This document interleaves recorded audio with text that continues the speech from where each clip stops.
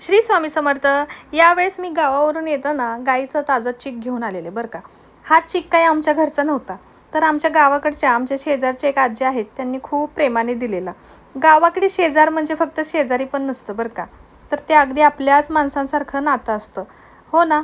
घरात काही चांगलं बनलं की वाटून खायचं, कोणाला काही गरज असेल तर मदतीला धावून जायचं. हीच तर गावाकडच्या नात्यांची खरी श्रीमंती. हो ना.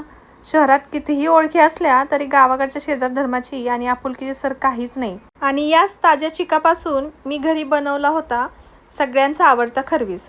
गावाकडच्या गाईच्या दुधाचा आणि चिकाचा स्वादच काही वेगळा असतो. हो ना.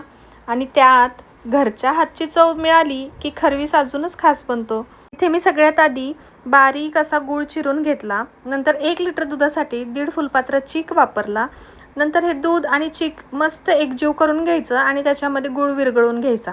गूळ विरघळला की एका टोपमध्ये ते सगळं मिश्रण गाळून घ्यायचं, म्हणजे गुळातील जो कचरा असतो तो बाजूला होतो. नंतर त्यामध्ये सुगंधासाठी छान अशी थोडीशी वेलची पूड, थोडंसं जायफळ आणि सुंठ टाकायची.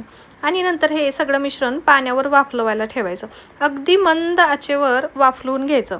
गाईचा चीक हा प्रथिने आणि विविध पोषक घटकांनी समृद्ध असतो बरं का. त्यामुळे त्यापासून बनवलेला खरवीस चविष्ट तर आहेच, पण पौष्टिकही आहे. मात्र हा गोड पदार्थ असल्यामुळे प्रमाणात खाणं नेहमीच चांगलं. हळूहळू वाफेवर शिजताना त्याचा रंग बदलायला लागला आणि घरभर खरवीसचा मस्त सुगंध दरवळला बरं का. थोड्या वेळाने झाकण उघडलं आणि पाहिलं तर मस्त फुललेला, नरम आणि अगदी तोंडात विरघळणारा खरवीस तयार बरं का.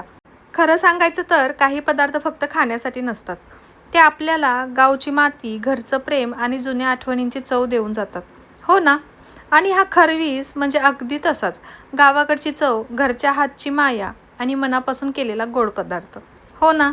तुम्हालाही असा घरचा बनवलेला खरवीस आवडतो का? नक्की कमेंट करून सांगा. आणि हो, हे आजकाल निघालेलं कॅरमल कस्टर्ड का काय त्यासारखाच दिसतो, पण तो नाही आहे बरं का. ही वेगळी डिश आहे आणि ती वेगळी डिश असते. चला तर मग भेटूया नवीन व्हिडिओमध्ये. तोपर्यंत काळजी घ्या, आनंदी राहा.